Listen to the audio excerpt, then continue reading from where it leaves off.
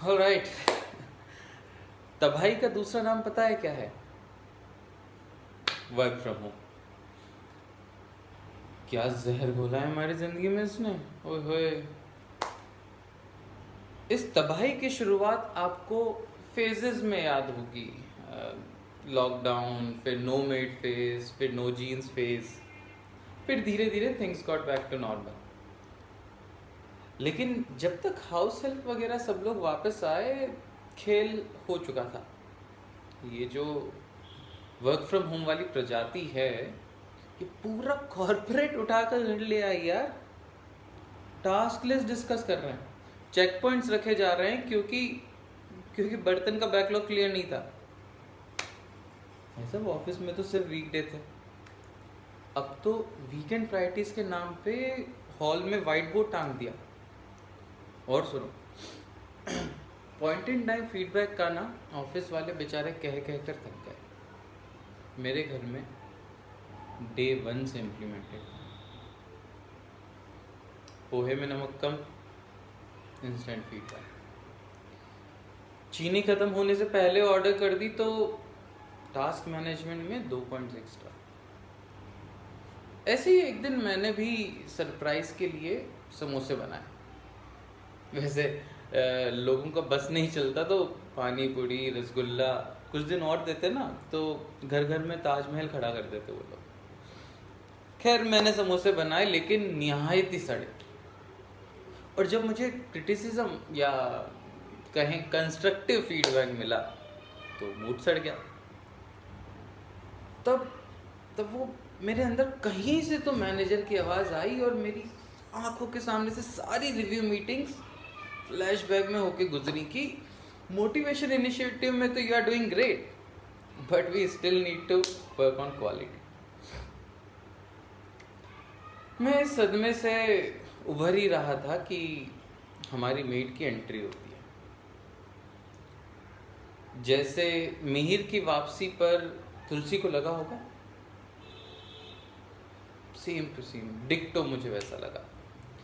And if you don't know who Mihir और Tulsi were, तो guys it's time to grow up.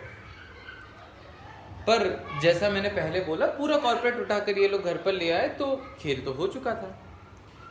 इस बार made के साथ हम एग्रीमेंट साइन करने लगे, स्कोप डॉक्यूमेंटेड होने लगा। 2 कमरे, हॉल, बालकनी, झाड़ू पोछा, बर्तन, पूरा पर्चा भर दिया। मैं कह रहा हूँ इतना डॉक्यूमेंटेशन पहले कर लिया होता ना तो न जाने कितनी बद्दुआओं से तुम लोग बच जाते।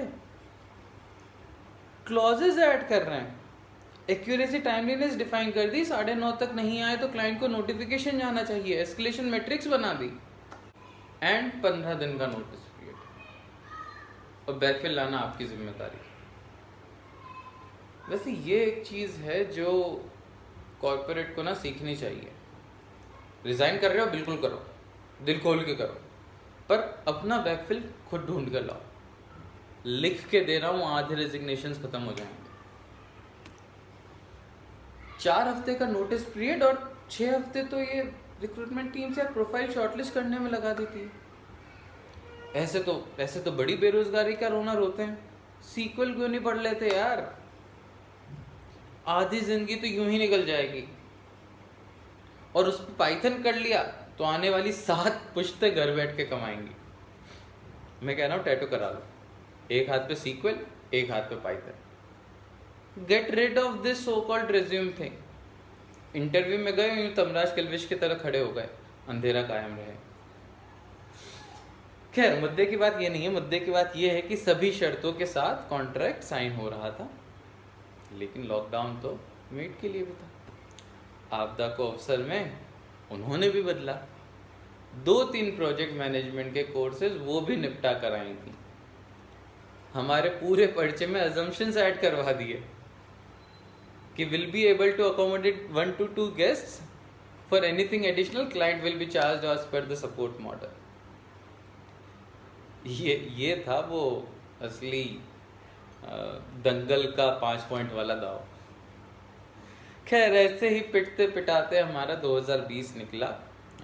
हमारा स्टेडी स्टेट ऑफ ऑपरेशन चलता रहा। फिर पिछले महीने मैंने देखा मेरे मेट के एक हाथ पे टैटू था सीक्वल का, और लास्ट वीक दूसरे हाथ पे पाइथन, वो भी प्लस प्लस। कल आएंगी किसी रिप्लेसमेंट को लेकर। ये टैटू वाली बात ना मुझे अपने HR दोस्तों को बतानी नहीं चाहिए थी यार। Alright guys, thanks for watching. ये मेरा पहला अटेम्प्ट था सो कॉल्ड स्टैंड अप का, ट्राई कर रहा था। Do share your comments with me. Thank you, bye bye.